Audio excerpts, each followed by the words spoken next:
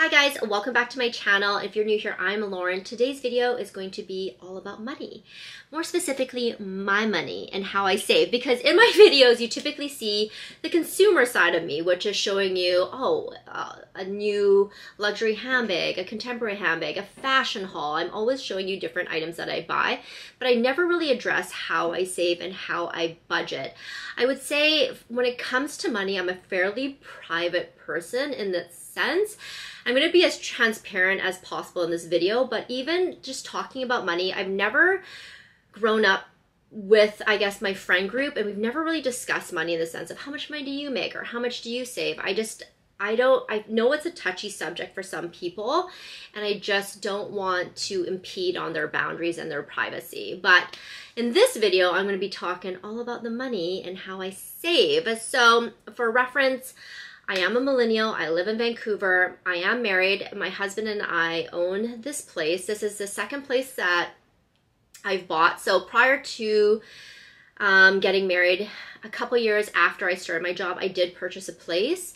And I will say I'm very privileged in the sense that my parents did help me with that initial down payment in my first place. And I've been so lucky to have such great role models in my life that have taught me about money and how to save and to just be savvy with money. I grew up in a very middle class household. My parents are both educators. My brother and I are both educators. And so when we grew up, my parents just saved a lot. I think being immigrants, that money to them was very important, and our future, my brother and I, they want to put as much as they could towards us, which I'm going to begin to cry, but I'm so grateful that they did that for my brother and I because it was just so helpful. And so I've been very privileged and very blessed in that sense, but also because they instilled a lot of knowledge with regards to just saving money. So I am going to talk to you all about how I budget right now. And I use the Line budget tracker. I've used it now for about, I'd say I really started using it aggressively and consistently in 2023, right after we sort of sold our old place. And I knew that I wanted to save as much as possible for the down payment of this new place that we're in right now. It was a pre-sale, so we did get about, I'd say, a little bit less than 2 years to really save up for our down payment for this place, which I feel like we did a fairly good job at. And it was because I was tracking my money, and this budget tracker is just so user-friendly. But in addition to that, it just kept me really accountable for all those sort of small day-to-day purchases that I wasn't thinking about. So the unplanned purchases of, hey, you know, like my husband and I, let's go out, let's go and watch a movie, let's go get dinner after. And then at the end of the night, you see that, and it's like close to $150. Movies are so expensive now, right? So small day-to-day expenses, even just going after work and grabbing something to eat or meeting up with friends, and it's just, things are really expensive. I'm sure you know that. So this budget tracker has really held me accountable with those purchases. I'm really appreciative to the Line as well and to Reza because I am collaborating with them in this video. And I've always talked about Reza so much because all my inserts are from the Line. So I do really love her planner inserts. I will link them down below. I'll also link her channel down below. She has a wealth of knowledge when it comes to budgeting. She created this budget tracker that I'm going to show you.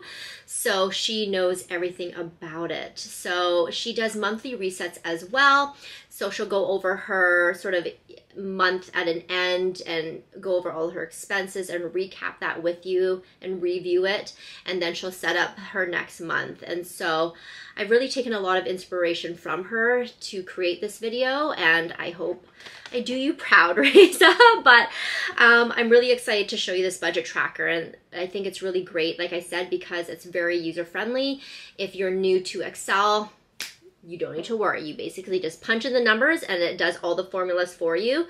You just need to enter the numbers. That's basically all that you need to do. What I also really like about this budget tracker is it's a one-time purchase. It's electronic, so you purchase it once, but you can use it for years and years and years. You just have to change the year at the top, and that's basically it. You're just set. Essentially, it has this little start here tab, and you can sort of get a rundown and get a little bit of information with regards to each tab. So the yearly summary, the expense categories, the expense log, and the monthly tabs. You'll then go on to the yearly summary. You can see I'm at 2025. I've only done 2 months so far though, so all these other numbers are just sort of entered in there already for you for reference. And then they have expense categories. You can add and change those as you go, and then your expense log. So this is if you want to keep track of your daily expenses. Every time you make a purchase, you can basically enter it into this log. Let's move to February because that's where we're going to be reviewing. I'm going to make this a little bit bigger.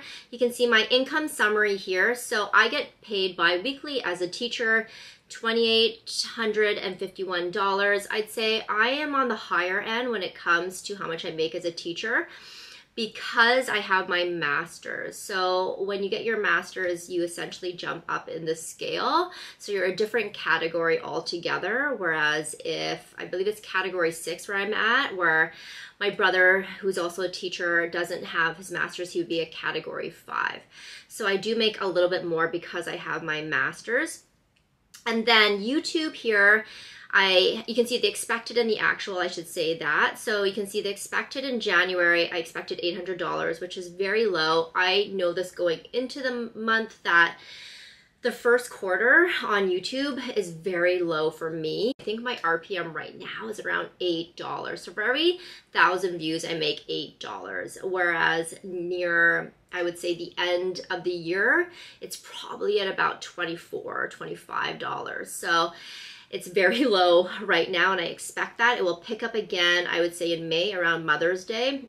And then you'll see over here, Andrew, $2,000. That's not the amount that he makes. That's the amount I would say that he gives me every single month to put towards our mortgage as well as to put towards household things.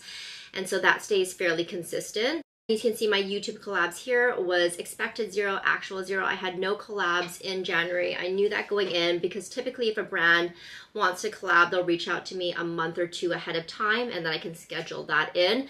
But because the end of the year is so heavy with collaborations and from different brands just trying to get out there with the holiday season, I knew going into January I wouldn't have any.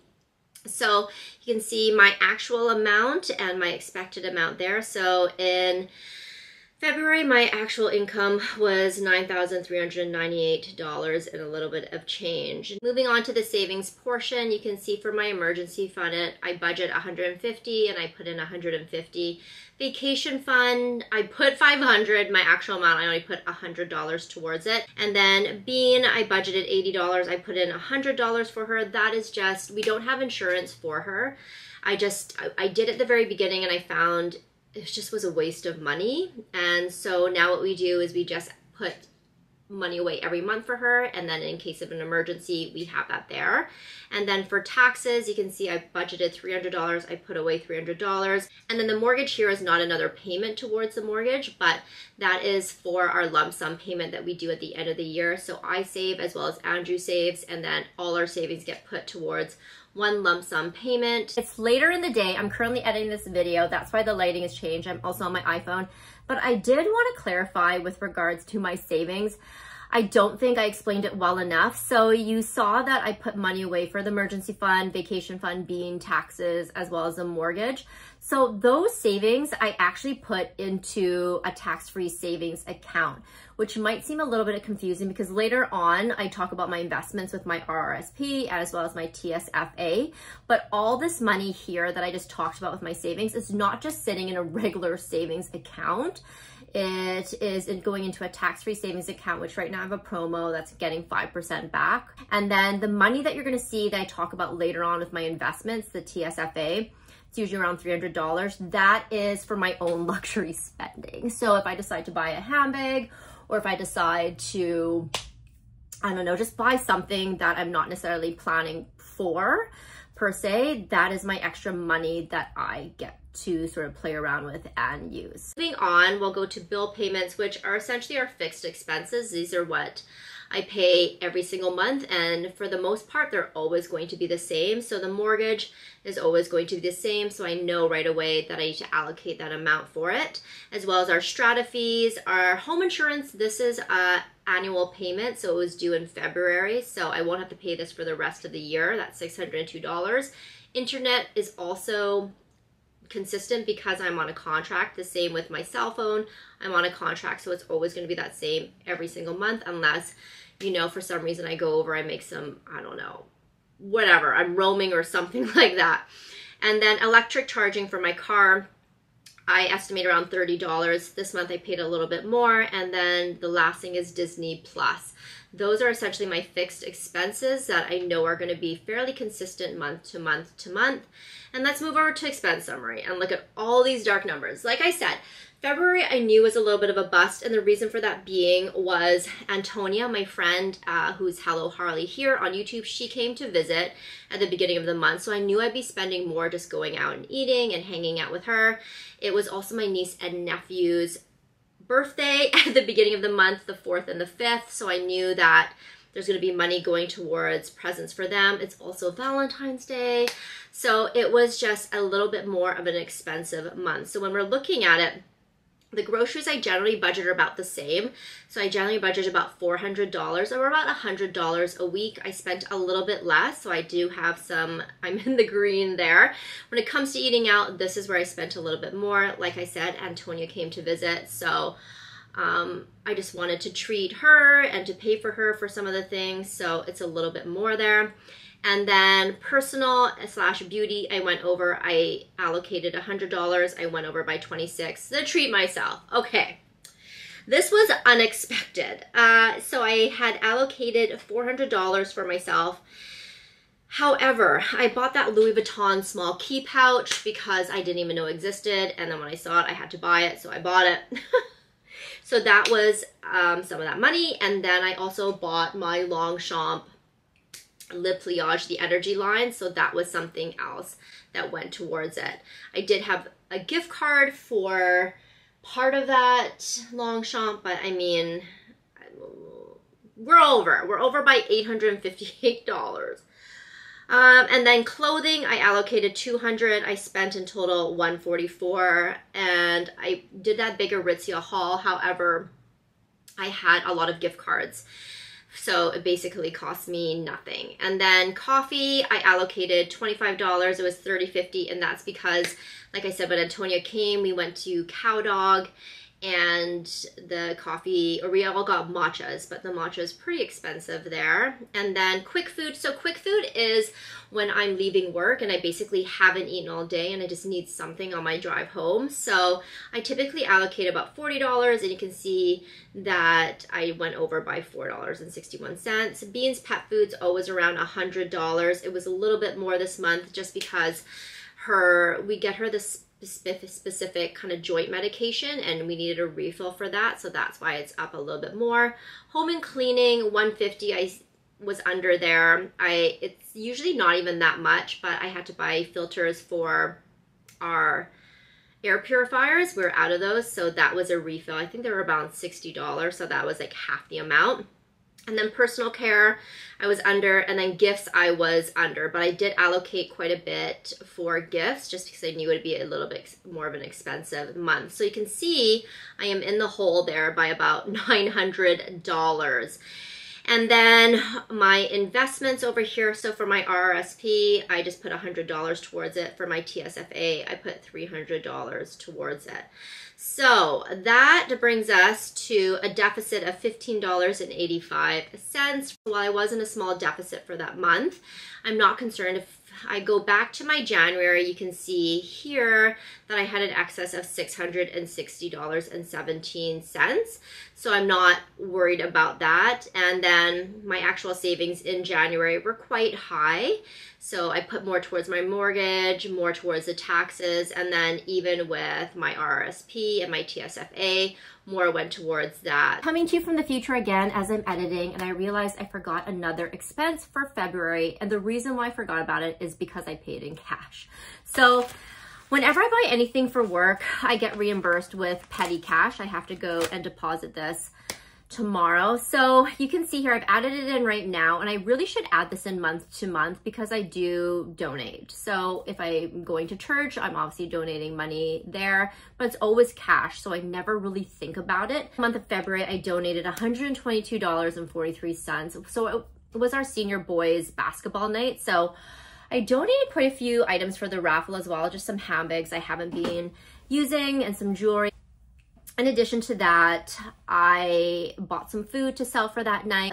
I spent about $122 on the food, and that was my donation. So it does put me a little bit more in the red, but again, I'm not too worried. Time to set up the March budget. So let me get to the right tab and we'll scroll in. So you can see under the income summary that I have already started to enter some of the income that I know I'm going to be making. So expected and actual for teaching are the same. YouTube, oh, I didn't mention this, but the YouTube payment that I receive for that month is always the month prior. So the month that you saw for the February was January. I think that's why I kept talking about January. But this month for March, this is the YouTube money that I made for February, if that makes any sense at all. So I do have this number here. Expected and actual are always going to be the same for me because I always know how much I'm going to be making. They let me know at the end of the month. So for February, I made $962.66. So 962.66, and you can see over here, so I can now enter 962.66, 962.66. So at the end of every month, they'll let me know how much I made, and basically I'll just enter that in. Andrew, again, I know every month he's going to give me $2,000. Affiliate income I have here. I say the expected should be $600. I don't know the actual yet, but that's sort of what I've tallied up. A large part of it is going to be American, so it's just me trying to get the conversion right. And then my YouTube collabs, I should have 11,000, or not 11,000, 1,150 from my YouTube collabs. And then there's also another amount here, which is my Visa cash back that I'll be getting. And that is $100, so I can put that back on track. So you can see here that my expected income will be around $10,000 for this month. And again, I won't actually know the affiliate income or my YouTube collabs until sort of the end of the month when they pay me for those two. And then let's set this part up. So the emergency fund, we're going to do about the same there. Vacation fund, because we're going to be traveling now, I do have some money in there obviously saved from prior months. Still put that the same. I think I'll just, in the expense summary, put travel over there. We're going to do the same. I'm going to copy and paste over here, but generally I'm going to say the same for each one. I'm going to take out my actual right now because that will be completed at the end of the month. But let's say mortgage, we'll change that to $1,000. Let's save a little bit more there. Taxes will take up to $500 because it will be tax season soon. So I want to try and save as much as I can there. We'll keep this one at 100 right now because I'm going to actually put my travel expenses over to the side. So for my bill payments, again, the ones that are very consistent, I put the actual in the budget there just because I know how much that's going to be. I did take out my one-time annual home insurance fee there. For category over for our expense summary for our variable expenses, what I'm going to do is I'm going to go back to my February. I'm going to copy and paste all those categories and bring them over. Everything is there. So for groceries, we're going to keep at 400. Eating out, I generally keep at 300. Beauty and personal, 100. Treat myself will keep the same. Clothing, I don't expect myself actually buying. Ooh, let's change it to 100 and see what that is. Coffee, I always keep pretty much the same. Quick food. Beans food, I generally keep the same, although I don't think I'll have to spend much because I just did a refill at the end of last month. So it'll probably actually be a little bit less, which is nice. Home and cleaning, keep it the same. Personal care, keep it the same. Gifts, though, I can definitely change. I don't have any birthdays or anything this month, which is nice, so we're going to change that to 0, but I am going to put vacation here, and I am going to put some extra towards it. So we do have our savings, which in general I think should pay for our whole trip because we've been saving for quite some time. But for vacation, I'm going to say we're going to allocate probably an extra $1,000 for going away, and that will just be sort of for food and for any sort of activities that we are doing. And so I'll put $1,000, which is actually quite a bit because we typically only go away for about 3 nights, 4 days kind of a deal. So my expense summary there I think is pretty much going to be the same. And then this here, I don't have any loans. These are just presets, as you can see down here where it says debt payments. Those are just presets that Reza has put in. So I generally just delete all these because I don't have any debt. Then moving on to over here for my RRSP, I generally always put the same amount in. We'll do 100. TSFA, I will have some extra money there. So I did actually put a big lump sum in at the beginning of the year in January. So let's put in another $1,000 towards our TSFA. Cryptocurrency, this is another preset. I do have crypto. I don't often invest in it though. So we're gonna remove that there. So those are gonna be investments. There we go. My March budget is set. Hopefully I don't go over it. I don't foresee myself buying anything expensive this month. Like I said, I don't have any luxury purchases planned. And generally, if I am thinking about purchasing a handbag that is going to be on the more expensive side, I do plan for that. I will link Reza's channel in the description box down below. Definitely go and check her out. She created this budget tracker, so she knows the ins and outs of it. And I feel like her monthly resets and showing you what she spent in the month and setting up her budget for the next month are really in depth. So definitely check her out. I will link this budget tracker down below. I do have a code as well, which I believe is applicable for anything on the line shop, even if it's an electronic purchase. I will also link all my planner inserts down below. But thank you again to Reza for collaborating with me and to Line for collaborating with me on this video. Thank you again for all of you for watching. I hope this was helpful to shed a little bit of insight into how I budget and how I save as just a millennial living in Vancouver in one of the most expensive cities in the world.